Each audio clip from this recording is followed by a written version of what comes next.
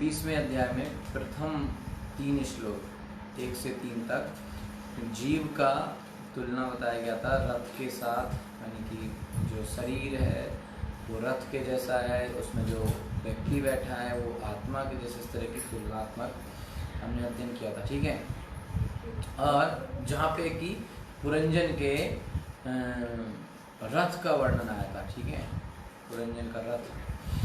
फिर 4 से 5 श्लोक में पुरंजन अपनी पत्नी को छोड़ के और जो है आखेट के लिए, यानी कि शिकार करने के लिए, जानवर को मारने के लिए जंगल में शिकार करने के लिए वो जंगल में जाता है।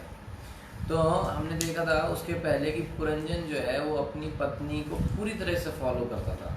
वो खाती थी तो खाता था, वो चबाती थी तो चबाता था, वो जगती थी तो जगता था, तो सोती थी तो सोता था, तो उठती थी तो उठता था। इस तरीके से पूरी तरीके से फॉलो करता था। लेकिन अचानक जो है वो अपनी पत्नी को, उससे पूछना तो छोड़ो, उसको बिना बताए वो कहाँ चला गया, जंगल में चला गया शिकार करने के लिए। ठीक है, तो उसके आगे की कहानी आज हम देखेंगे 6वें श्लोक से। ठीक है, तो पुरंजन जो है यहाँ पर जो जीव है, जो है जीव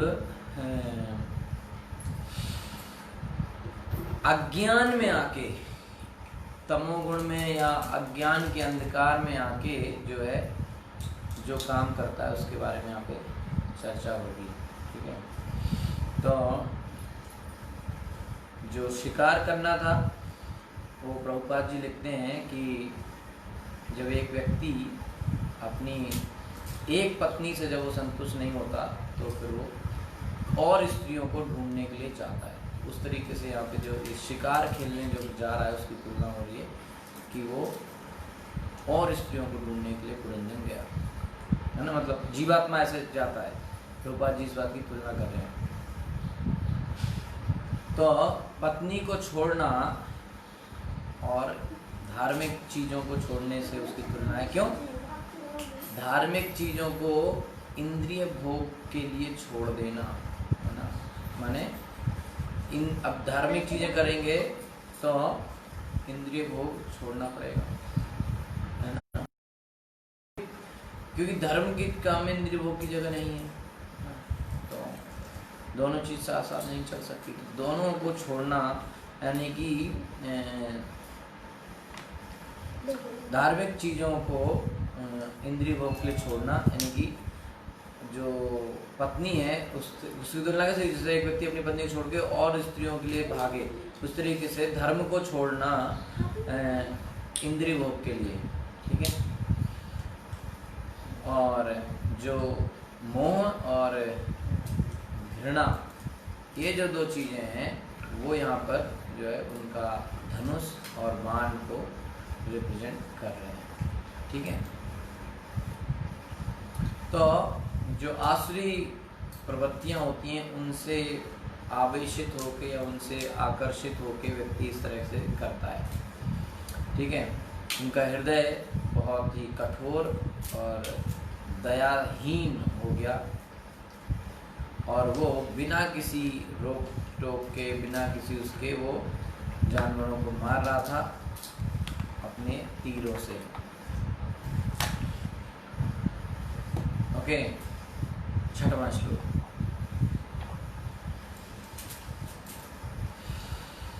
तीर्थेषु प्रतिदृष्टेषु राजा में धन्य पशून् वने, यावदर्थमलं लुब्धो हन्यादिति नियम्यते।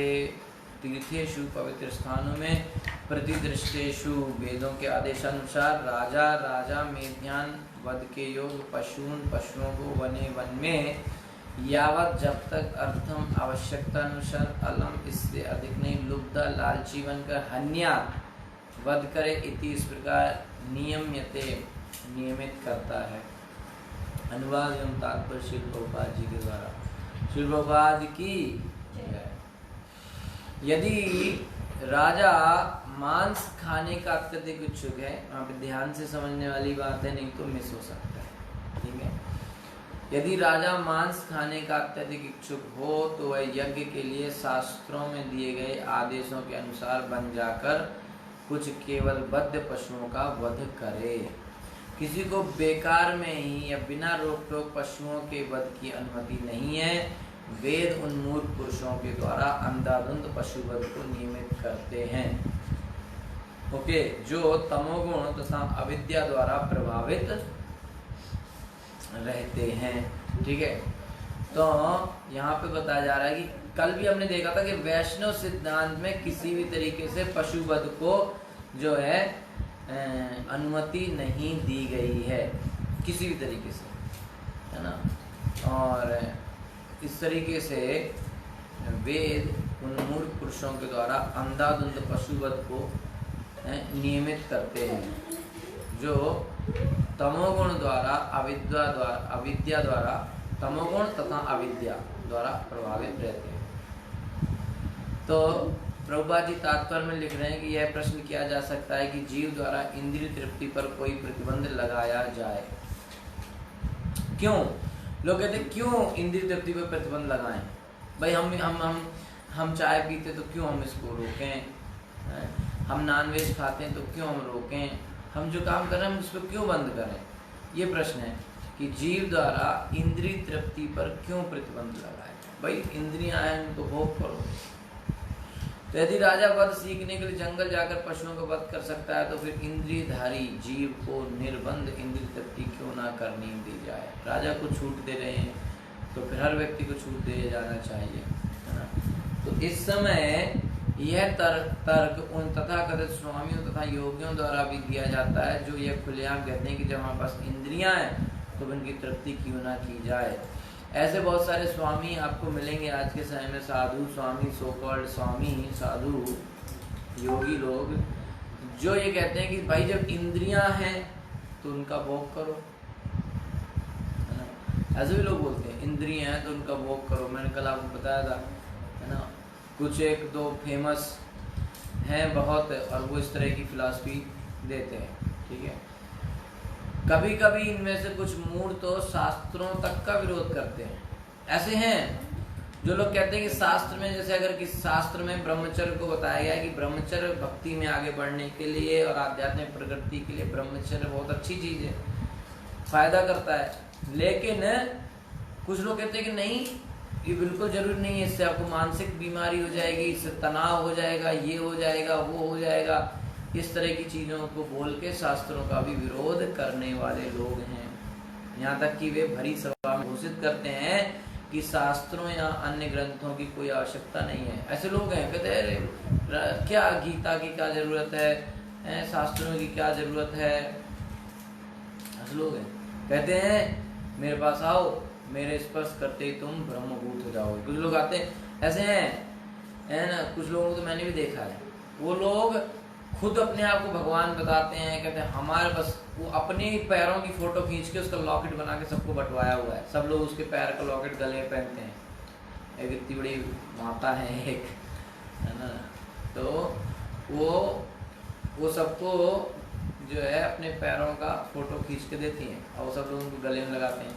कल भी मैंने आपको एक बताया था, इंग्लिश क्लास में बताया था, हिंदी में। एक व्यक्ति है, बहुत बड़ा बाबा है, स्वामी है, बहुत फॉलोवर उनके। तो लोग उसका दूध से अभिषेक करते हैं और उस दूध की खीर बना के खाते हैं। ये कितना गंदा रहेगा, लेकिन लोग खा रहे हैं, बहुत सारे लोग हैं वो खीर खाने वाले, ठीक है ना।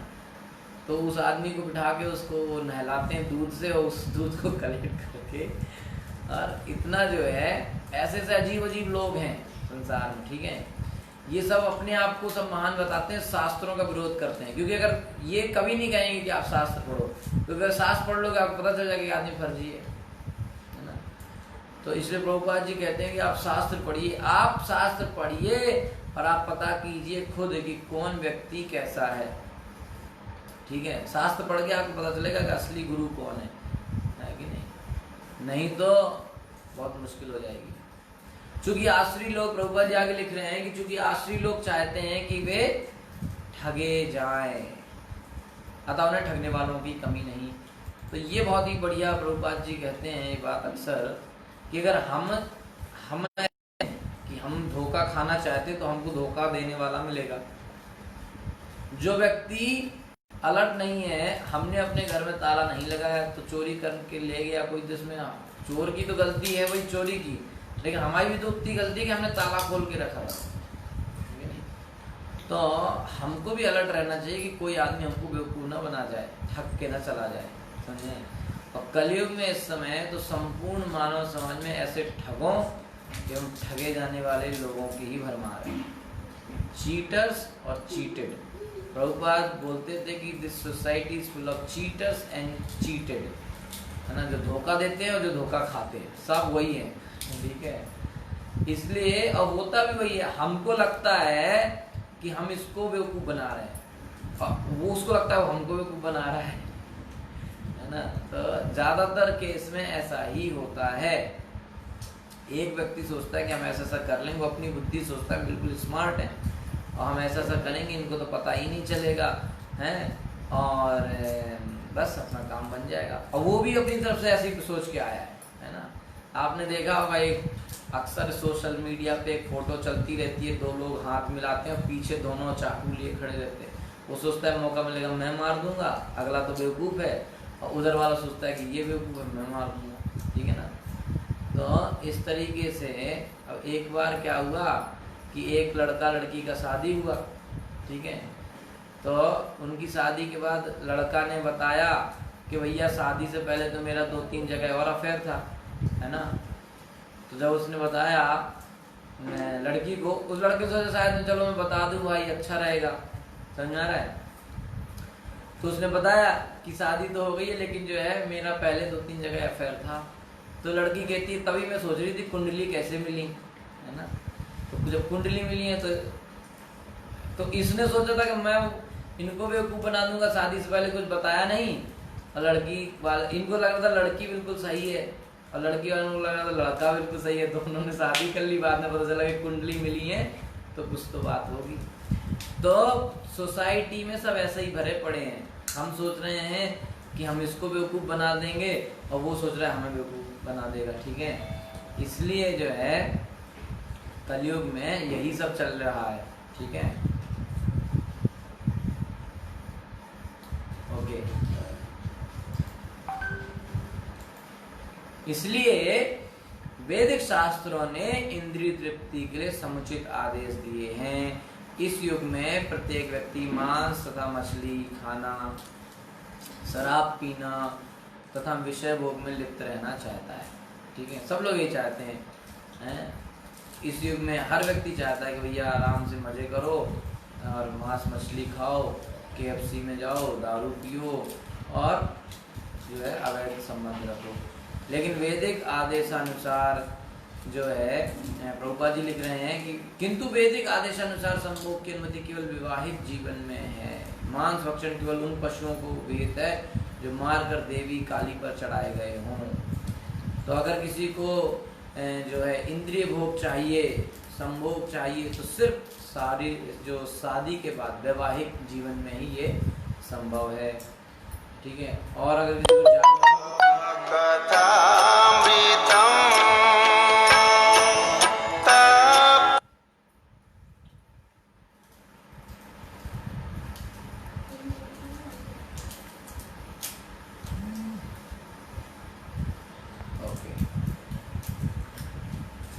तो अगर किसी को मांस भक्षण करना है तो काली को जो है उनको चढ़ा के वो खा सकते हैं। लेकिन इसका मतलब नहीं है कि अभी जो लोग नहीं खाते वो भी खाने लगे। ये उन लोगों के लिए जो बिल्कुल नीची स्थिति में है, बिल्कुल कुछ नहीं कर सकते, उनको कहा कुछ नहीं तो काली को। इसका मतलब ये भी नहीं है कि काली उस मांस को खाएगी, ऐसा कुछ नहीं है। काली कभी उस मांस को नहीं खाती है। तो और जो लोग मादक द्रव्य सेवन की केवल सीमित रूप में अनुमति है। इस श्लोक का निम्यते शब्द सूचित करता है कि पशुवध मादक द्रव्य तथा विषय को नियमित होना चाहिए। अब कुछ नियमित होने का ये मतलब नहीं है कि सबको करना है। नियमित होने का मतलब कोई व्यक्ति नहीं कंट्रोल कर पा रहा तो उसको कुछ लिमिट में अलाउ कर दिया है। इसलिए गवर्नमेंट लाइसेंस दे के लिकर शॉप खोलती है, क्योंकि वैसे भी कुछ होंगे जो कहीं ना कहीं से रास्ता निकाल कर पिएंगे। ठीक है। तो अब वो अगर गवर्नमेंट उसको रेगुलराइज नहीं करेगी तो ये लोग कहीं ना कहीं से ढूंढ के पिएंगे और ज़्यादा अव्यवस्था करेंगे। इसलिए गवर्नमेंट ने एक सिस्टम बनाया कि जो लाइसेंस वाले हैं तभी बेचेंगे, तो एक लिमिट है एटलीस्ट, है ना, कि वहाँ से खरीदेगा तो प्रॉपर है। अगर वो नहीं करेंगे तो कोई भी बना के बेचेगा, कोई भी, तो बहुत ज़्यादा नुकसान होगा। ठीक है, इस तरीके से कहीं ना कहीं तो करेगा, तब उसको खाना तो है ही मांस, तो उसको एक थोड़ा सिस्टम बना दे कि भाई तू काली को चढ़ा के खा, है। इस तरीके से ऐसा सिस्टम होता था। कुछ लोग पहले के ज़माने में भी वैश्यालय हुआ करते थे, तो कुछ लोग ऐसा काम करेंगे ही करेंगे, तो एक वैश्यालय बना दिया जाता था कि तुम लोग को जो करना है उधर करो, बाकी समाज को तो साफ सुथरा रहने दो, क्योंकि अगर वो नहीं होगा तो समाज में हर जगह गंदगी फैलाएगा, है ना। तो अपना अलग, है ना, उसको रखो, क्योंकि उसको कैसे भी करे कंट्रोल नहीं करेगा। कुछ लोग होते हैं गए गुजरे, ठीक, उनको कोई समझता नहीं है। तो नियम मनुष्यों के लिए होते हैं, पशुओं के लिए नहीं होते। तो नियम होना बहुत जरूरी है। कुछ लोग कहते हैं इतने नियम क्यों है इस कान में, लेकिन जब रोड पे जाता तो नहीं कहता इतनी रेड लाइट क्यों है। नियम है तो हम बचे हैं।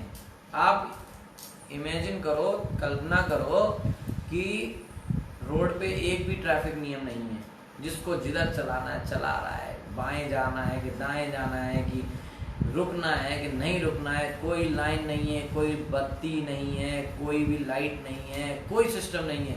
कितना एक्सीडेंट होगा। और एक्सीडेंट नहीं होगा तो ट्रैफिक तो हमेशा लगा रहेगा, सब अपने आगे भी घुसा देंगे और कभी जाम नहीं खुलेगा। ठीक है, तो अगर सभी को प्रॉपर सिस्टम में गाड़ी चलानी है तो ट्रैफिक नियम का होना बहुत जरूरी है ना। जब कभी आप देखते हो ना, जब फंस जाते हैं ट्रैफिक जाम, तो लोग कहते हैं ना, अरे कहाँ गया ट्रैफिक वाला, कहाँ गया, उसको बुलाओ, तो वो आके नियम बताएगा।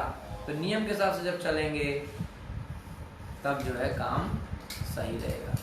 तो नियम लोगों को लगता है कि हमारे व्यवधान है हमारे आनंद में, नहीं है। हम आनंद ले पा रहे हैं नियमों की वजह से। हर चीज में नियम होना चाहिए, है ना। तो हर प्रकृति ने हर चीज का एक नियम बनाया। सूरज एक टाइम पे निकलता है, रात होती है, दिन होता है, खाना मुंह से खाया जाता है, भी तो नियम है ना, नाक से थोड़ी खा लेंगे, है। तो और इस वजह से लोगों को ऐसा नहीं समझना चाहिए कि भाई नियम क्यों है। नियम नहीं होगा तो कैसे होगा, आगे कैसे बढ़ेंगे, है ना। तो भक्ति में भी इसलिए कुछ नियम हैं कि ये करना है, ये नहीं करना है। वो लोग कहते हैं ये नियम नहीं, हम मन से करेंगे जो हमको करना है। तो मन से करो तो मन की करोगे, और मन जो है खत्म कर देगा, समझा है। तो इंसानों के लिए नियम होते हैं, जानवरों के लिए कोई नियम नहीं होते हैं। ठीक है, जानवरों को आपने देखा होगा सब्जी मंडी में आप देखिए, गाय जो होती है या कोई भी जानवर होता है, उसको मुंह घुसा देता है, फिर डंडा पड़ता है ना, तो वो पीछे हटता है, फिर अभी डंडा पड़ा है और फिर दूसरी जगह वो खाने लगता है जानवर। उसको कुछ नहीं पता। इंसान को तो नहीं कि अभी तो गए बाजार में गुलाब जामुन रखे दुकान में, पैसे हैं नहीं, जाके मुंह घुसा दिया, ऐसे होता है क्या। इंसान को बुद्धि है कि भैया ऐसा नहीं होता, नियम है इसका, पैसे देने होते हैं, ये नियम है, तब वो देगा, ठीक है नहीं।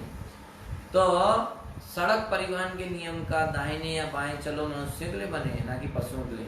अब कोई जानवर जा रहा है, आप सुबह गाय तुमको बोला ना लेफ्ट में चलने का, तुम ये दाएं क्यों, गाय को थोड़ी समझता है। नियम किसके लिए, इंसानों के लिए, तो जिन्हें इन नियमों से बड़ी दिक्कत है ना कि ये नियम क्यों, तो समझने को जानवर ही है। तो यदि कोई पशु जानवर इन नियमों का उल्लंघन करे तो उसे दंडित नहीं किया जाता, किंतु मनुष्य को किया जाता है। बोले ट्रैफिक का नियम तोड़ा, इस गाय ने रेड लाइट में घुस गई थी, इसका फाइन होगा, ऐसा होता है क्या, नहीं होता ना। इंसान को फाइन भरना पड़ता है। तो वेद पशुओं के लिए नहीं है, अपितु मानव समाज के लिए है, ठीक है ना। तो मानव समाज को वेदों को समझना चाहिए। जो व्यक्ति बिना विवेक के वेदों द्वारा दिए गए विधि विधानों का अतिक्रमण करता है वह कैसा है, दंडनीय है, उसको दंड मिलना चाहिए। अतः मनुष्य को चाहिए कि अपनी काम वासनाओं के अनुसार इंद्रियों का भोग ना करे, बल्कि वेदों में दिए गए नियमों के अनुसार अपने को नियमित करे। अपनी इच्छाओं के हिसाब से कि भैया हमारा जब मन करेगा हम अपने इंद्रियों का भोग करेंगे, उस हिसाब से चलेंगे अगर हम, तो नरक में जाएंगे। कभी कभी हमको एक्चुअली में क्यों बताया गया कि वेदों के नियम इंसानों के लिए, जानवरों नहीं है। तो हमको मानना चाहिए कि भैया वेदों का भी मांस मछली नहीं खाना है तो उसको मानना चाहिए, है ना। नशा नहीं करना है तो उसको मानना चाहिए, तब तो हम भक्ति में आगे बढ़े। हम भगवान, वेद माने भगवान के नियम, भगवान हमसे क्या चाहते हैं, वो है गीता, वो है भागवत। भगवान बताए हम आपसे ये चाहते हैं, और हम उसको जो भगवान हमसे चाहते हैं वो हम नहीं कर रहे हैं, और हम ये चाहते हैं कि भगवान हमारी सारी इच्छाएं पूरी कर दे, है ना। ऐसा तो नहीं होगा, ये तो नहीं होगा कि भगवान हमारी सारी इच्छाएं पूरी करते जाएं और हम भगवान का कोई भी नियम न माने। समझ आ रहा है। तो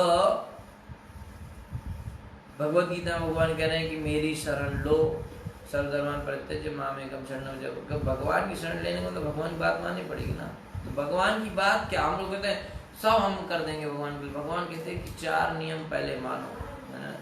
मांस मछली प्याज लहसुन चाय कॉफी नशा तंबाकू है, और ये सब नहीं करना है, जुआ नहीं खेलना है, शराब नहीं पीनी है, अंडे नहीं खाने हैं, ऑमलेट नहीं खाना है ना, ये सब चीज़ें नहीं खानी है, ठीक है ना। नशा भी नहीं करना है किसी तरीके का, चाय कॉफ़ी है, और दारू तंबाकू ब्राउन शुगर, सब छोटे से छोटा बड़े से बड़ा नशा तो नशा, है ना। और क्या नाम, अवैध संबंध नहीं रखना है ना। तो इस तरीके से जो है, अब कोई लोग 4 नियम है।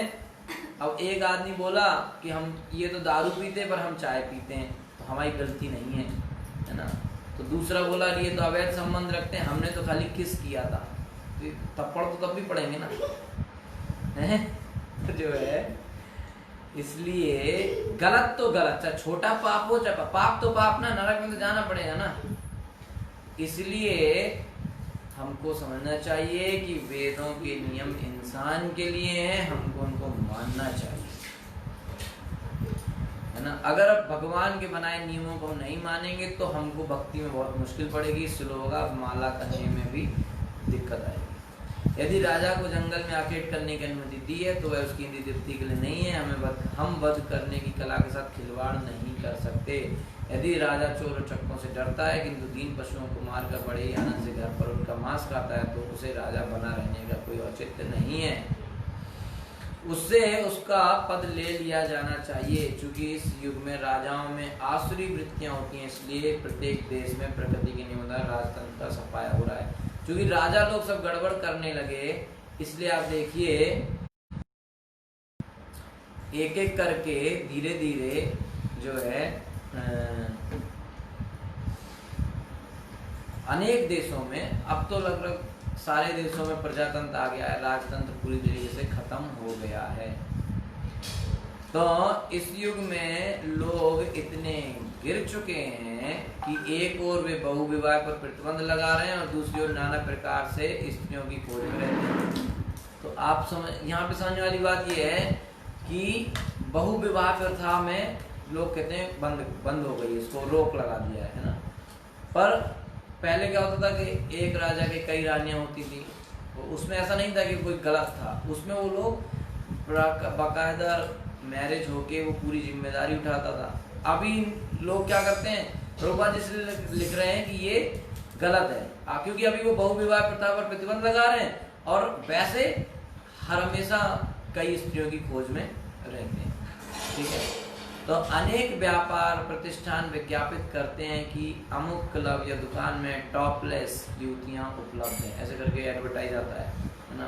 आजकल तो इंटरनेट में आता है कि यहाँ पे आपको इस तरह से लड़की मिलेगी, वहाँ पे मिलेगा, फोन कॉल करो, ये करो, पता नहीं क्या क्या अवेलेबल है ना। तो प्रभुपाद जी वो यहाँ पे लिख रहे हैं। तो इस तरह से जब आपने क्लब बना रखे हैं, नाइट क्लब बना रखे हैं, तो क्यों ये सब गलत है, ठीक है ना।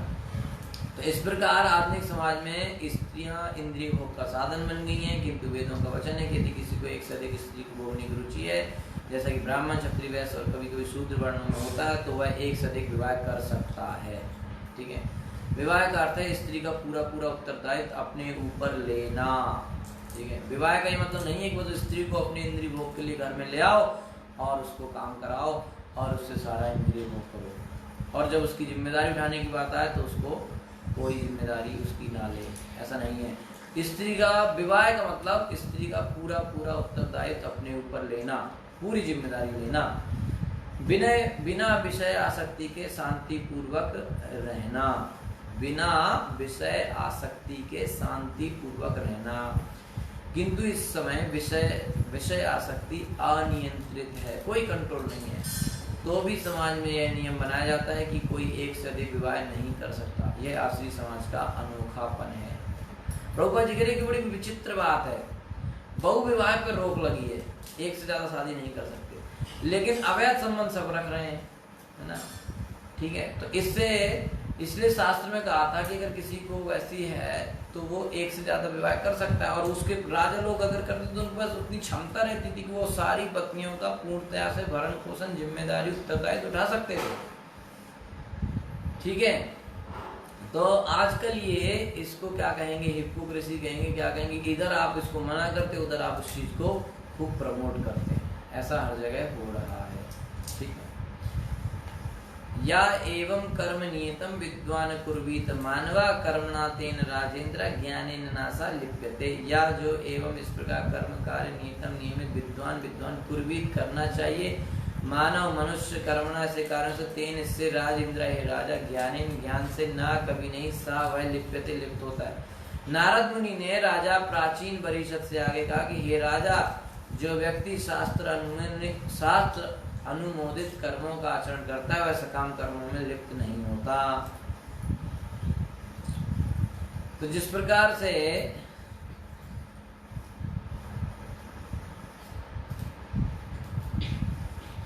अब आगे इसमें नारद जी बताएंगे कि किस तरीके से, यहाँ पहले बताया गया कि वैदिक नियमों का पालन होना चाहिए। अब जो पालन करेंगे और जो नहीं करेंगे उनका क्या होगा। 7वें श्लोक में बताया जाएगा कि जो शास्त्रों के नियमों का पालन करते हैं, और 8वें बताया जाएगा कि पालन नहीं करते हैं। ठीक है, तो 7वें श्लोक में बता रहे हैं कि जो व्यक्ति शास्त्रों के हिसाब से काम करता है वो सकाम कर्मों में लिप्त नहीं होता। जिस प्रकार से सरकार नागरिकों को विशेष रूप से कार्य करने के लिए कुछ व्यापार अनुमति पत्र बनाती है, उसी प्रकार वेदों में ऐसे आदेश हैं जो हमारे सकाम कर्मों को नियंत्रित एवं नियमित करते हैं। सभी जीव इस संसार में अपने आप भोग के लिए आए हैं, फलता इंद्रिय भोग को नियमित करने के लिए वेद हैं। ठीक है, तो जो व्यक्ति प्रभुपाद जी कह रहे हैं कि जैसे सरकार ने विशेष काम करने वालों को कुछ अनुमति पत्र या लेटर इस तरह से ऑथराइजेशन देती है, उसी प्रकार वेदों में भी इस तरह से आदेश हैं कि जो हमारे सकाम कर्मों को नियंत्रित एवं नियमित करते हैं। एक सिस्टम है वेदों में भी कि आप इस तरीके से रेगुलराइज्ड वे में कर सकते हैं। तो सभी जीव इस संसार में आए तो भोग वांछा से ही है। जीव क्यों आता है संसार में? क्योंकि उसने भोग वांछा की, यानी कि भोग करने की इच्छा की। तो अब इन आए सब भोग करने के लिए हैं, तो इंद्रिय भोग को नियमित करने के लिए भगवान ने नियम दे दिए, ताकि क्योंकि अगर वो भोग करने के लिए आया, भगवान बड़े दयालु है, व्यक्ति आ गया भोग करने के लिए माया में फंसा रहेगा, भगवान फिर भी चाहते हैं कि माया से बाहर निकले, इसलिए भगवान शास्त्र देते हैं, ताकि कभी तो शास्त्र पढ़ेगा और समझेगा और अपने जीवन को नियमित करके भोगों को कंट्रोल करके भक्ति में लगेगा, इसलिए भगवान ने शास्त्र दिया है। तो जो व्यक्ति वैदिक नियमों के अनुसार इंद्रिय भोग करता है, वो अपने कर्मों में उनके फलों में बंधता नहीं है। इंद्रिय भोग अगर नहीं बिल्कुल कंट्रोल हो रहा, तो वैदिक नियमों के हिसाब से करेंगे तो उन कर्म बंधनों में नहीं फंसेंगे। भगवत गीता में बताया गया यज्ञ अर्थात कर्मणा, तो मनुष्य को यज्ञ के लिए अर्थात विष्णु को प्रसन्न करने के लिए कर्म करना चाहिए। बहुत सारे लोग बोलते हैं कर्म करो कर्म करो, कर्म ही पूजा है, ये सब बोलते नहीं बोलते? आपने सुना होगा कि ये क्या भक्ति कर रहे हो, ये क्या पाखंड कर रहे हो, ये ढोंग कर रहे हो, ऐसे लोग बोलते हैं। कर्म करो, कर्म ही पूजा है, अपना ड्यूटी करना चाहिए, अपना कर्तव्य करना चाहिए, ऐसे लोग बोलते हैं। लेकिन उनको ये नहीं पता है कि आगे की लाइन क्या है। पहली लाइन है कर्मण्येवाधिकारस्ते, कर्म पे आपका अधिकार है, कर्म करना चाहिए, महाफलेषु कदाचन। दूसरी लाइन कोई नहीं बताता, कर्म करो, फल की इच्छा कोई मत करो। तो अभी आप 1 महीने जॉब करो, सैलरी की इच्छा बिल्कुल मत करो, ये है बेसिकली बात। ऐसा हो सकता है? इसीलिए जो है कर्म करना माने बंधन में फंसना। लेकिन भगवान कह रहे हैं गीता में कि यज्ञ अर्थात कर्मण्यो लोको अन्यत्र कर्म बंधना। अगर आप विष्णु की प्रसन्नता के लिए कर्म करेंगे तो आप बंधनों में नहीं फंसे। कर्म करो लेकिन किस भाव से करो कि मैं कृष्ण की प्रसन्नता के लिए करूं। अर्जुन ने भी लड़ाई लड़ी, उसको पाप चढ़ा क्या? हत्या करने का नहीं चढ़ा। क्यों? क्योंकि उसने कृष्ण की प्रसन्नता के लिए लड़ाई लड़ी, उसने मारे लोग। क्यों? कृष्ण ने कहा था मार दो, कोई पाप नहीं चढ़ा। हम अपनी इच्छा के लिए, अपने स्वार्थ के लिए मारेंगे तो पाप पड़ेगा और नरक में जाएंगे। तो जो भी काम करें कृष्ण की प्रसन्नता के लिए करें, ये बात है। यहाँ पे वेजिटेरियन नॉन वेजिटेरियन का बात नहीं चल रहा है, यहाँ पे हिंसा अहिंसा की बात नहीं चल रही है। क्योंकि यहाँ पे हुई तो अहिंसा ही है, हुई तो हिंसा है, मारा गया लोगों को, कितने सारे लोग मारे उसमें कुरुक्षेत्र की लड़ाई में। लेकिन अर्जुन को क्या पाप चढ़ा हत्या का? नहीं। क्यों? कृष्ण ने कहा था मार दो। तो कृष्ण ने कहते हैं कि भैया ये चीज खाओ। कई लोग आके बोलते हैं अरे पेड़ पौधों में भी तो जीवन होता है, पेड़ पौधे में भी तो लाइफ होती है, फिर आप उसको क्यों खाते हैं? तो हमको उससे मतलब नहीं है। हमारा सीधा सिद्धांत है पत्रम पुष्पम फलम तोयम। भगवान ने इतना कहा है, इनसे बनी हुई चीजें भगवान को भोग लगती हैं और जो प्रसाद है वो भक्त लोग खाते हैं। प्रसाद खाते हैं। भगवान 3:13 भगवत गीता में कह रहे हैं कि जो प्रसाद लेते हैं, जो मेरे भक्त हैं, वो कर्म बंधन में नहीं फंसते। सीधी बात है, पाप नहीं कर रहे हैं वो। तो अगर भगवान कहते पत्रम पुष्पम फलम तोयम यो चिकन यो में भक्ति अप्रचित, तो हम लोग चिकन भी खा, हमें इससे क्या फर्क पड़ता है? हमको इतना फर्क पड़ता है कि कृष्ण क्या कह रहे हैं। धर्मम ही साक्षात भगवत प्रणीतम। बोलते धर्म ये है, धर्म कुछ नहीं, धर्म ये है जो कृष्ण कहते हैं। कृष्ण ने अर्जुन से कहा मार दो, मार दिया, बस वही धर्म था उसके लिए। ठीक है, तो धर्म वरम क्या नियम है, क्या है नियम? भगवान कह रहे हैं, यही तो बेवकूफी है लोगों की। भगवान कह रहे हैं कि ये करो, वो कह रहा नहीं हमारे लिए धर्म ये। यहाँ कृष्ण खुद कह रहे हैं, अर्जुन कह रहा है कि ये धर्म है, धर्म के हिसाब से मैं अपने भाई बंधुओं कैसे मार दूं। तो कृष्ण कह रहे हैं सबसे बड़ा धर्म तो ये है कि कृष्ण, मैं स्वयं भगवान तुमसे कह रहा हूँ कि बात मानो मेरी, तुम नहीं मान रहे। तो सबसे बड़ी बात, सबसे बड़ा धर्म है कि कृष्ण की बात मानी जाए। और कर्म, अगर जो लोग कहते हैं कर्म ही पूजा या कर्म योग है, तो कर्म माने आप कर्म करो। आप जो आपकी ड्यूटी है, आपके जो कर्तव्य हैं, आप जो भी, कोई माँ है, कोई भाई है, कोई बंधु, जो भी आपके कर्तव्य हैं जिसका आप करो, लेकिन करो कृष्ण की प्रसन्नता के लिए। ठीक है, कृष्ण को ध्यान में रखते हुए आप कर्म करो। यज्ञ अर्थात कर्मणा, किसके लिए कर्म करना है? यज्ञ, कृष्ण भगवान विष्णु के लिए कर्म करो, उनकी प्रसन्नता के लिए करो। अगर आप जॉब जाते हैं तो कृष्ण की प्रसन्नता के लिए जॉब कीजिए, तो आप कर्म बंधन में नहीं फंसेंगे। आप सोचेंगे मैं जॉब कर रहा हूँ, उसका फल मुझे मिलेगा, मैं ये हूँ, मैं वो हूँ, तो उस बंधन में आप फंसेंगे। ठीक है, तो मनुष्य को यज्ञ के लिए अर्थात विष्णु को प्रसन्न करने के लिए कर्म करना चाहिए। अन्यत्र लोको एवं कर्म बंधना, अन्यथा कोई भी कर्म फल जीव के बंधन का कारण बनेगा। हम कर्म तो कर रहे हैं लेकिन ये कर्म हमको फंसाएंगे।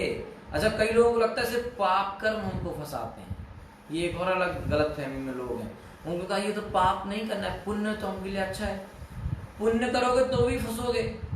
पुण्य करने से आप क्या होगा? स्वर्ग लोग चले जाएंगे, लेकिन वो क्या भौतिक जगत में ही तो है, वापस गिरेंगे, है ना। जेल में रहने वाला कैदी कह रहा है कि मुझे एसी वाली जेल में डालो, मैं तो यहाँ पे इस रेल पर एसी वाली जेल में चले जाओ, लेकिन हो तो जेल में। तो बुद्धिमान वो है जो प्रयास करे कि जेल से बाहर कैसे निकले, ना कि जेल में ही एडजस्टमेंट करते रहो। समझ आ रहा है नहीं? तो पुण्य हो चाहे पाप हो, बांधते दोनों हैं इस जीवन में। समझ में आ रहा है नहीं? पुण्य पाप दोनों हमको इस भौतिक जगत में बांधेंगे, लेकिन भक्ति नहीं बांधेगी। भक्ति हमको लिबरेट करेगी, मुक्ति देगी, भगवत धाम भेजेगी।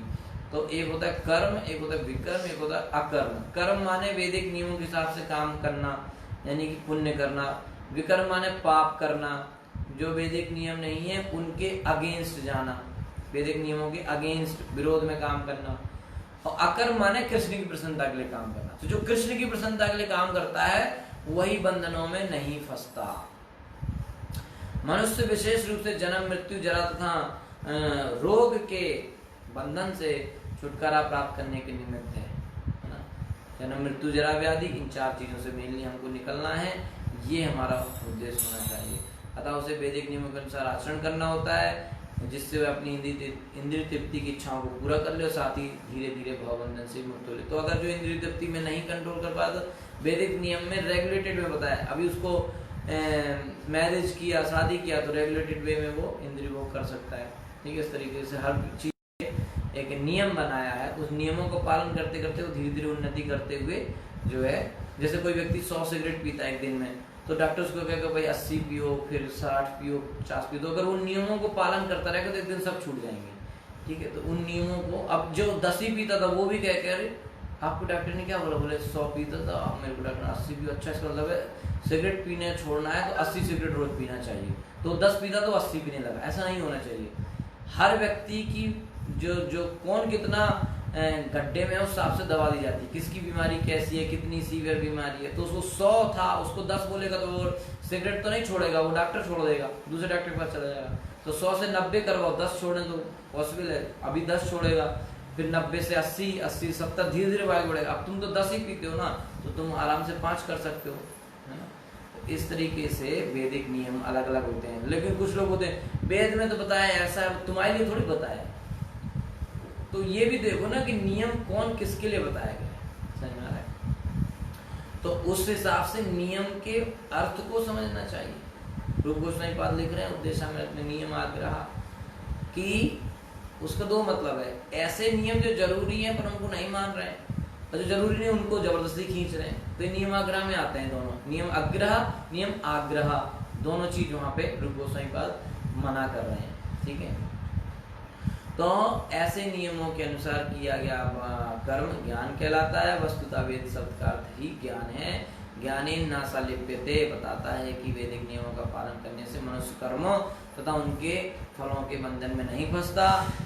इसलिए प्रत्येक व्यक्ति को वैदिक आदेशानुसार आचरण करने का उपदेश दिया जाता है, ना कि गैर जिम्मेदार तरीके से। कुछ लोग कहते हैं भाई हमारी इच्छा है, हम नहीं ये करेंगे। हमारी इच्छा से ही तो हम फंसे हैं, इसलिए शास्त्र की इच्छा से काम करेंगे तो हम इस भौतिक जगत से निकलेंगे। ये व्यक्ति को समझना चाहिए। ठीक है, कि शास्त्र की इच्छा से हमको चलना है, अपनी इच्छा से नहीं चलना। हमारा मन था, हमने खा लिया तो इसलिए हम फंसे। तो शास्त्र की इच्छा है, मन है खाना है, भगवान को भोग नहीं है, फिर भी प्रसाद नहीं है, फिर भी खाना है, मन कर रहा है, लेकिन अगर उसी समय कंट्रोल कर लिया तो भगवान प्रसन्न हुए, और हार गया तो भगवान से एक कदम दूर चला गया। वही तो मोमेंट है, परीक्षा की घड़ी तो ये। बाकी तो हर समय सब लोग हरि राम हरे कृष्णा हरि बोल, सब कुछ ना कुछ इंडिया में कुछ ना कुछ तो लोग कुछ ना कुछ बोलते ही रहते हैं। असली मोमेंट कहाँ है, जहाँ पे वो इंद्रिय होगा है, वहां पे हमने क्या सिलेक्ट किया, यस और नो। कृष्ण वहीं देखते हैं हमको, है ना। हमारे पसंद की मिठाई आज तक हमको किसी ने नहीं खिलाई, लेकिन अब हम सोच रहे हैं कि हम प्रसाद खाना चालू करें, सिर्फ भोग नहीं खाएंगे, जो भोग नहीं लगा है वो नहीं खाएंगे, सिर्फ और सिर्फ प्रसाद लेंगे, तो कल को कोई फ्री में लाएगा, अरे खा लो, है ना। तो फिर यार आदि से तो नियम लिया था कि हमको प्रसाद वाला खाना, आदि आप लेके आए, चलो कल से करेंगे, बस हार गए। वहीं एक कदम कृष्ण से हम दूर चले गए, क्योंकि वही तो परीक्षा है। आज हमने नियम लिया तो परीक्षा भी तो आज होगी भाई। अभी तक हमने नियम ही नहीं लिया कि हम प्याज लहसुन छोड़ेंगे, तो फिर थोड़ी ना कोई हमको परीक्षा लेने आएगा। आज हमने नियम लिया कि आप वहां से प्याज लहसुन छोड़ देंगे, तब तो भगवान भेजेंगे, अच्छा चलो देखते हैं कितना तुम छोड़ सकते हो। तो भगवान भेजेंगे अपने मन पसंद आइटम, है ना, प्याज के पकौड़े, बिल्कुल हॉट हरी चटनी के साथ प्याज के पकौड़े। यार अब अगली एकादशी से छोड़ेंगे प्रभु जी हम, है ना। आज तो मैं खा ही लेता हूँ। अब प्रभु जी हमने सोचा है कि हम अगली एकादशी से प्याज लहसुन छोड़ेंगे। अच्छा क्यों प्रभु जी? ओ प्रभु जी ना, हमारी वहां वाली बुआ जी लाया ही थी प्याज के पकोड़े, तो बड़े गरम गरम थे, हमने खा लिए, बस हार गए। वही तो टेस्ट है, वही तो हम समझ नहीं पा रहे हैं कि वही तो भगवान परीक्षा ले, तो वहीं फेल हो गए। फिर कहते हैं भक्ति में आगे कैसे बने, भगवान हमको देख रहे हैं 24 घंटे हैं। तो वही टेस्ट है, जहां आपने नियम पकड़ा वहीं एग्जाम आ गया, है ना। भाई आपने कहा हम 5th क्लास पास हो गए, हमको 6th में जाना है, तो 6th का क्वेश्चन पेपर आएगा ना, 4th को थोड़ी आएगा। तो हमेशा तैयार रहें कि जैसे ही आप भक्ति में नया कदम उठाएंगे तो एग्जाम भी बड़ा आएगा। आपने नई क्लास में गए हो तो एग्जाम भी टफ आएगा, है ना। 16 माला करने का नियम लिया है तो अब ज्यादा बिजी आएंगे, अब ज्यादा इंपॉर्टेंट काम निकल के आएंगे। अरे यार फिर समय, तो अब देखो ना कितना तुमने, अभी ऐसे आसानी से तो नहीं चलता है, ठीक है ना। तो इसलिए जो है व्यक्ति को समझना चाहिए कि जो वैदिक आदेशों के हिसाब से काम करेंगे वो भक्ति में बहुत जल्दी आगे बढ़ेंगे। ठीक है, गैर जिम्मेदार तरीके से भक्ति में कोई आगे नहीं बढ़ सकता। जब कोई व्यक्ति किसी राज्य के नियमों तथा लाइसेंसों के अनुसार काम करता है तो वह किसी आपराधिक काम में नहीं फंसता। अगर आप सरकार में, जैसे भारत देश की सरकार का नियम है कि बाएं चलो, गाड़ी बाएं तरफ चलाओ, तो आप चला रहे हो तो आप नहीं फंसोगे, पुलिस नहीं पकड़ेगी। लेकिन आप अमेरिका में चले गए, वहाँ भी बाएं चला रहे तो आप पकड़े जाओगे। ठीक है, क्योंकि वहाँ नियम है दाएं चलो। तो आपको जिस गवर्नमेंट में रहते हो वहाँ के नियम फॉलो करना है। आप नहीं कहते भाई हमारी सरकार ने तो कहा बाएं चलो, हम तो हमेशा वही चलेंगे, तो लोग कहेंगे अब इंडिया थोड़ी है। तो ये भगवान की सरकार तो सबसे बड़ी है ना। तो भगवान के नियम, ऐसे नियमों का पालन करवाने वाली माया देवी, वो प्रकृति के कुछ नियम है, उन नियमों के हिसाब से नहीं चलेंगे तो प्रकृति हमको थप्पड़ मारेगी। ठीक है, दुर्गा देवी के पास रहता है त्रिशूल, उसमें होते 3 शूल, तो वही है अधिदैविक, अधिभौतिक, अधिआत्मिक, तीनों से हमको मारेगी। ठीक है, किंतु मानव निर्मित नियम सदैव दोषपूर्ण होते हैं, क्योंकि वे ऐसे व्यक्तियों द्वारा बनाए जाते हैं, त्रुटियां कर सकते हैं, मोहग्रस्त हो सकते हैं, ठगे जा सकते हैं, अपूर्ण इंद्रियों वाले होते हैं। तो मनुष्य में होते हैं 4 दोष। ठीक है, इंद्रियां अपूर्ण होती हैं और वो ठगे, उनमें धोखा देने की प्रवृत्ति होती है, वो लोग मोहग्रस्त हो जाते हैं और गलतियां करते हैं। सभी लोग गलतियां करते हैं, ये दोष है, कोई ये नहीं कर सकता मुझसे गलती नहीं हो सकती, क्योंकि ये भगवान का बनाया हुआ सिस्टम है, सभी गलतियां करते हैं। तो ये 4 जो चीजें हैं, इनसे जो नियम बनाएगा, जैसे बोले तो मानव निर्मित नियमों में गड़बड़ हो सकती है, लेकिन प्रकृति के बनाए नियमों में कभी गड़बड़ नहीं हो सकती। ठीक है ना। वैदिक नियम इनसे मानव निर्मित नियमों से अलग हैं, क्योंकि उनमें चारों दोष नहीं पाए जाते। वैदिक आदर्शों में त्रुटि नहीं हो सकती। कोई नहीं कह सकता कि यार प्रकृति ने नियम बनाया है कि सूरज पूर्व दिशा से निकलना चाहिए, ये गलत है, क्योंकि हमारा घर तो यहाँ पड़ता है, इस हिसाब से हमारे घर में धूप कम आती है, तो अगर प्रकृति इसको पश्चिम से निकालती तो हमको सही लगता। तो इस तरह से हमको नहीं सोचना चाहिए कि प्रकृति, कई लोग कहते हैं ये नदी यहाँ से नहीं होनी चाहिए थी, इसको यहाँ से निकलना चाहिए था। कई लोग सोचते हैं ये पहाड़ यहाँ गलत है, इसको हटाओ यहाँ से। तो लोग आजकल पहाड़ों को काट के रोड बना देते हैं और रोड पे पहाड़ बना देते हैं। देखा नहीं आपने, फ्लाईओवर बनता है तो दोनों सबसे पहाड़ बनाते हैं, फिर ऊपर से निकालते हैं। तो मनुष्य को क्या लग रहा है कि वो प्रकृति से ज्यादा बुद्धिमान है ना। जहाँ पे नदी थी वहां अपार्टमेंट बना दिया। बोले तो कावेरी नदी थी तो वहां पे गए तो पता चला कावेरी अपार्टमेंट, पूरी नदी में अपार्टमेंट बन गए। फिर अब पानी नहीं था तो फिर आर्टिफिशियल नदी बनाएंगे, उसको कहते हैं नहर। तो कहीं से पानी लेके नदी बना बना के पाए, उनको लगता है कि जहां भगवान ने नदी बनाई है वो गलत है, हम अपने हिसाब से बनाएंगे। जहां तालाब थे उसको पूरा करके उस पर घर बना लिए, फिर अपना बनाएंगे नया तालाब, उसको कहेंगे डैम। पानी रोको, जल भराव होना चाहिए पानी का। और ये क्या है, भगवान ने डैम बनाए हैं जिनको आप तालाब कहते हो, झील कहते हो। भगवान ने नहरें बनाई हैं जिनको आप नदी कहते हो। प्राकृतिक है, पहाड़ सब है, बगीचे, गार्डन, जंगल सब है। लेकिन इंसान सोच रहा है कि हम प्रकृति से ज्यादा बुद्धिमान हैं और हम जो है सही काम करेंगे। तो जहां जंगल था वहां काट के घर बना लिए, फैक्ट्री लगा दी। अब कह रहे वृक्षारोपण करो, अब हम जंगल बनाएंगे। तो मतलब इसलिए प्रभुपाद कहते थे कुछ लोग होते हैं बिजी फूल, हमेशा कुछ ना कुछ करते रहते हैं, ऊट पटांग सा, और हमेशा बिजी रहते हैं, है ना। उनकी जिंदगी इसी में, यहाँ से वहाँ। अरे जो प्रकृति ने जो नियम बनाया है, जहाँ जंगल वहाँ रहने दो, तुम जहाँ खाली वहाँ रह लो। लेकिन वहाँ से जंगल हटाएगा, फिर दूसरी जगह जंगल बनाएगा। जहाँ पहाड़ है वहाँ से हटा के नया जगह पहाड़ बनाएगा। जहाँ नदी है वहाँ घर बनाएगा, घर की जगह नदी बनाएगा। इस तरीके से जो है लोगों को लगता है कि प्रकृति के नियम अपूर्ण हैं, गलत हैं, और हमारे नियम सही हैं। और इसी भ्रम की वजह से सारे इंसान दुखी हैं। और ऐसे नियम बनाने वालों के, वैज्ञानिकों के और इन तथाकथित बुद्धिमान लोगों को फॉलो करने वाले लोग भी दुखी हैं। समझ में आ रहा है? तो वैदिक नियमों में कोई त्रुटि नहीं है, क्योंकि वो स्वयं, उनको क्या बोलते हैं, अपौरुषे। वो किसी इंसान ने नहीं बनाया, स्वयं भगवान ने बनाया। तो भगवान की बनाई चीज में कभी भी त्रुटि नहीं हो सकती। इस बात का हमको विश्वास रहना चाहिए। वैदिक ज्ञान सीधे भगवान से आता है, इसलिए उसमें 4 तरह के डिफेक्ट, ठग करने वाले, मोह, त्रुटियां, इंद्रियों के पूर्णता का प्रश्न ही नहीं उठता। सारा वैदिक ज्ञान पूर्ण है, क्योंकि वह परंपरा द्वारा ईश्वर से प्राप्त हुआ है। ठीक है, अब कोई कहे कि भगवान ने नियम बनाए, लेकिन हम तक जो आए हैं वो नियम क्या वही है जो भगवान के द्वारा बनाए गए थे? हाँ, क्यों? क्योंकि उस प्रॉपर परंपरा में आ रहे हैं। ठीक है, अगर आप और कहीं से रोकोगे तो नहीं है ना। जैसे आजकल की डेट में कई न्यूज चैनल हैं, कई यूट्यूब चैनल है, पता नहीं कहाँ क्या क्या आ रहा है, तो आपको क्या पता असली सरकार का नियम क्या है? इसलिए यहाँ वहाँ नहीं देखना, सरकार की वेबसाइट पे ही जाके आप चेक करो। जैसे MHRD मिनिस्ट्री से कोई नियम आया, कोई कह रहा ये है वो, तो आप MHRD मिनिस्ट्री की वेबसाइट पे जाके चेक करो, वहां पे क्या लिखा है, वही चीज सही है।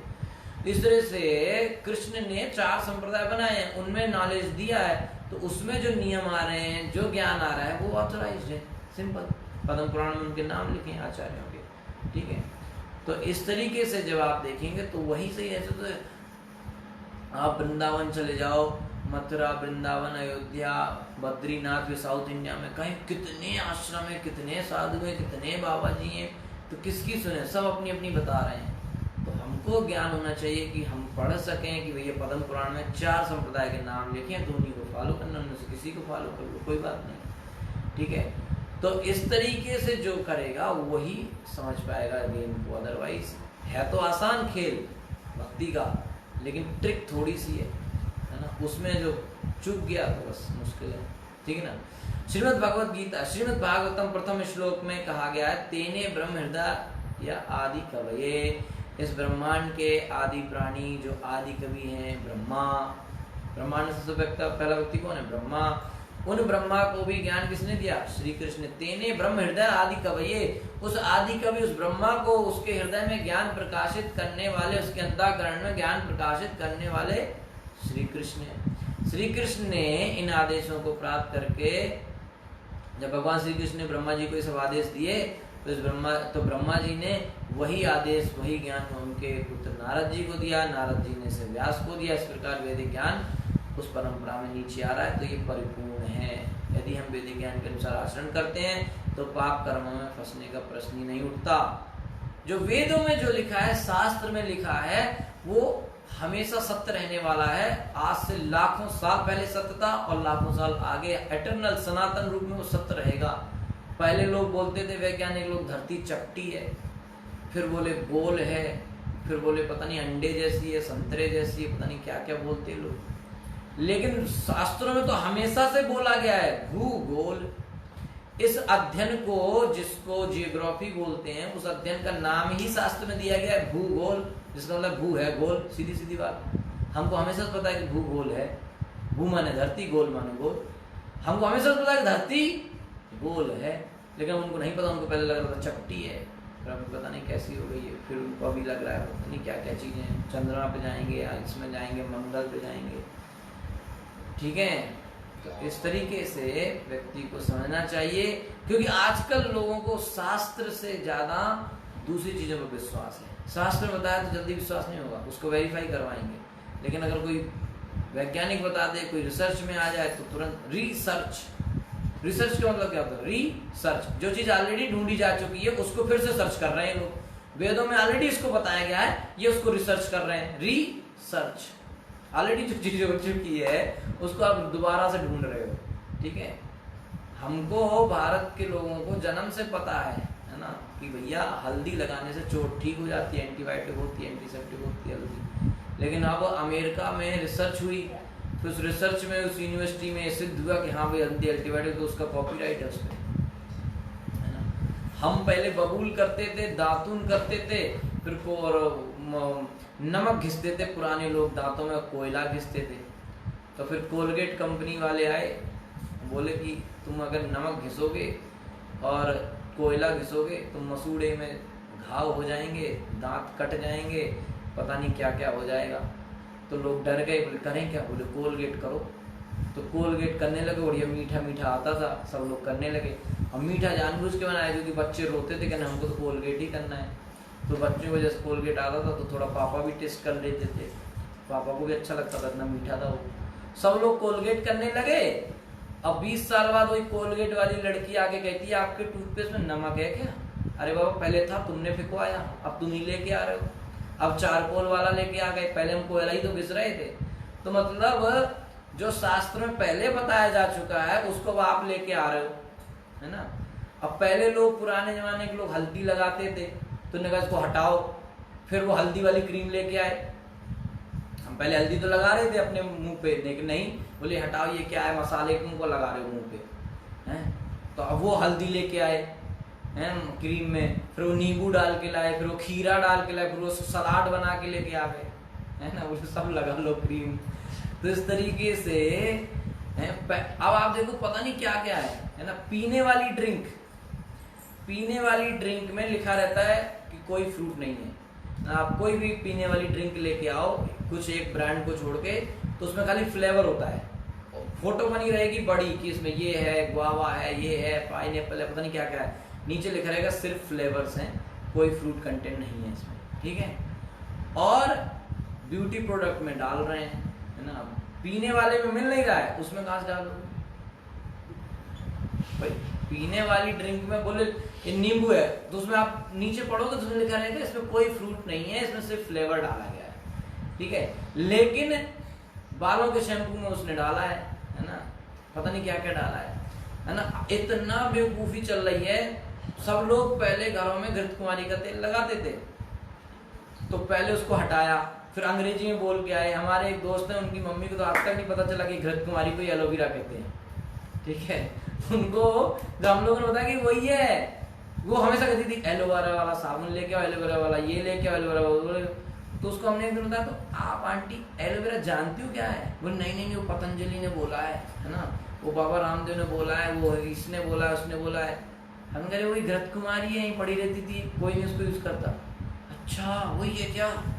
इस तरीके से जो कम टीवी में एडवर्टाइज में आएगा उसको हम फॉलो कर रहे हैं, जो हमारे शास्त्रों में पहले से बताएगा उसको कोई फॉलो नहीं कर रहा है, ठीक है। पहले इसी इंडिया में आयुर्वेद था, आयुर्वेदा, ये क्या है? एक तरह का वेद है। अच्छा, सबसे बड़ी फनी बात ये है कि बहुत सारे लोग आजकल ऐसे हैं जो कहते हैं शास्त्र हटाओ, वेद बेकार हैं, आयुर्वेद की दवाई खाते हैं। हमको नहीं समझ में आ रहा है, जब वेद बेकार हैं, जब वेदों में सब गलत लिखा है, वेदों में सारी गलत चीजें सिखाई गई हैं, जाति प्रथा सिखाई गई है, वेदों में सब गंदी चीजें बताई गई हैं, तो आयुर्वेद की दवाई क्यों खाते? वो भी क्या है? आयुर्वेद, वो एक वेद है, वो देख वो खाएंगे, वो देखो आयुर्वेद अच्छा होता है, उसका साइड इफेक्ट नहीं, वो सही है। तो पहले भारत में लोग आयुर्वेद ही खाते थे, तो वैज्ञानिकों ने रिसर्च करी, बोले ये क्या जड़ी बूटी खा के कोई ठीक होगा क्या? हम दे रहे हैं आपको कैप्सूल, ये देखो बिल्कुल चिकना चिकना मुंह में आराम से सट्ट से अंदर जाता है, ये खा लो। तो भारत के लोग बेचारे दवाई खाने लगे, सिरप पीने लगे, कैप्सूल खाने लगे, तो आयुर्वेद की जो प्रोडक्ट होते थे, जड़ी बूटियां होती थी, उसकी डिमांड घट गई, बिल्कुल गिर गया, तो सस्ता बिकने लगा, कोई खरीद नहीं रहा था, तो किसी को पता ही नहीं कि कहाँ बेचा जा रहा है। तो फिर विदेश, उनको तो पता है ना इसकी वैल्यू, हमको बेवकूफ बनाया, सस्ते में यहाँ से ले लेके जा रहे हैं वहां पे, फिर वहां से बन के आ रहा है आयुर्वेदिक प्रोडक्ट। आज की डेट में एलोपैथी से ज्यादा आयुर्वेदिक है, सारा इंडिया अंग्रेजी दवा खा रहा है, और सारे आयुर्वेदिक अस्पतालों में अंग्रेज पड़े वहां पे इलाज करवा रहे हैं, ठीक है। तो पहले हम वही कर रहे थे आयुर्वेद है, लेकिन इन लोगों ने आके हमको बेवकूफ बनाया, अपना आयुर्वेद का इलाज लेते हैं, और हमको जो है, हमको कहते हैं कि भैया एलोपैथी खाओ। पहले जो है केमिकल वाला खाना कोई नहीं खाता था, ठीक है, पैकेट फूड कोई नहीं खाता था, ठीक है, सीधे जो रा आता था वही, है ना, बोले यूरिया ये सब नहीं डालो, गोबर की खाद डलती थी, ठीक है। अब इन लोगों ने कहा कि ये तो बेकार है, आप आम लाते हो 1 दिन में सड़ जाता है, हमारा आम खरीदो 7 दिन चलेगा। बोले हमारे एक फ्रेंड का था, उसके पास वो अपने फ्रिज से जल्दी जल्दी कुछ फल निकाल रहा था, एक सेब गिर गया, वो सेब गिरने के बाद ढुनकते ढुनकते सोफे के नीचे चला गया। अब वो बेचारा जल्दी जल्दी ऑफिस जा रहा था, उसने सोचा यार शाम को आके निकाल लूंगा, अब वो सोफे के नीचे चला गया था सेब, उसने सोचा शाम को निकाल लूंगा, शाम को गया भूल, अब वो पड़ा रहा। अब बैचलर लोग हैं, 15 दिन में 1 दिन सफाई करते हैं, तो 15 दिन बाद जो सफाई कर रहा था तो नीचे देखा तो सेब पड़ा है, लेकिन सेब बिल्कुल एज इट इज नया, ना उसमें कीड़ा, ना उसमें मक्खी, ना कुछ, किसी ने काकरोच ने भी नहीं खाया, खाता तो मर जाता, समझा? तो इतना केमिकल डाल के आ रहा है पहले। अब ये लोग वैज्ञानिक लोगों ने रिसर्च करी कि ये केमिकल वाला खाओ, यूरिया वाला खाओ, बढ़िया है, सब बढ़िया है। तो जो बेचारे गरीब किसान बेचते थे ऑर्गेनिक फूड, ऑर्गेनिक सब्जियां, ऑर्गेनिक अनाज उनका सस्ता हो गया, कोई नहीं खरीदता था। तो उनने बेचारों ने मजबूरी में अपने खेतों में यूरिया डाला कि हमारा भी महंगा बिकेगा। अब जब वो यूरिया वाला, केमिकल वाला बेचने लगे तो ये लोग ऑर्गेनिक का वो लेके आ गए। अब ऑर्गेनिक वाला फूड महंगा मिलता है तो किसान फिर मर रहा है। क्यों? अब उसने इतने सालों से अपने खेत में यूरिया डाला, उसके खेत में कुछ होता नहीं है बिना यूरिया के। तो इस तरीके से जो है ये रिसर्च वाले हमको रिसर्च कर करके साधारण इंसान को खत्म करना चाहिए। ठीक है, ऐसी पॉलिसी बना दी है कि आदमी न फंसता चला जाएगा। लेकिन आदमी की भी गलती है। प्रभुपाद जी ने इसलिए कहा है कि आप चीट होना चाहते हो, आप अगर ठगे जाना चाहते हो तो लोग आपको ठगने वाले मिलेंगे। आप स्मार्ट रहोगे तो कोई आपको ठग नहीं सकता। ठीक है, इसीलिए हमको जितना विश्वास इन टीवी चैनलों पर और इन एडवर्टाइज वाली कंपनियों पर है, और इतनी चीटिंग है। एक समय भारत में स्वदेशी का वो था, लोग अनपढ़ थे लेकिन लोगों को इतनी जानकारी नहीं थी, लेकिन उनको इतना था कि अपने स्वदेशी चीजों को यूज करना है। तो विदेशी कंपनियों ने नाम स्वदेशी डाले, है ना, इसको सब कटिंग कर देना भाई। ठीक है, उन्होंने कहा हिंदुस्तान यूनिलीवर लिमिटेड। लोगों को लगे कि अरे हिंदुस्तान की कंपनी है ना, हिंदुस्तान लीवर लिमिटेड है ना, ये हिंदुस्तान कंपनी, हिंदुस्तान की कंपनी का सामान खरीदो, है कि नहीं। बोले Indian tobacco company, ITC, Indian company. ऐसे ऐसे नाम ले लेके और भारतीयों का बेवकूफ बनाया। अब भारतीय बेचारे क्या करें? भारतीय कंपनियों ने सोचा कि लोग तो विदेशी कंपनियों का ही खरीदते हैं, तो भारतीय कंपनियों के नाम कैसे हैं? विदेशी नाम, है ना। हम लोग एक बार जब मैं जॉब में था, हम लोग कपड़े खरीदने गए तो वहां पे कोई था नहीं, फ्लाइंग मशीन, पता नहीं किसका शोरूम था, अभी मेरे को याद ध्यान से निकल गया। तो जब उसका नीचे देखा तो इंडियन कंपनी थी। क्यों? नाम ऐसा, क्योंकि इंडियन के नाम से कोई खरीदता नहीं अब। इस तरीके से इतना जो है वो चल रहा है, मार्केटिंग चल रही है, बिजनेस माइंडेड हो गए हैं कि साधारण इंसान, आम इंसान की कोई वैल्यू नहीं है, उसको खाना भी दुर्लभ हो गया है ना।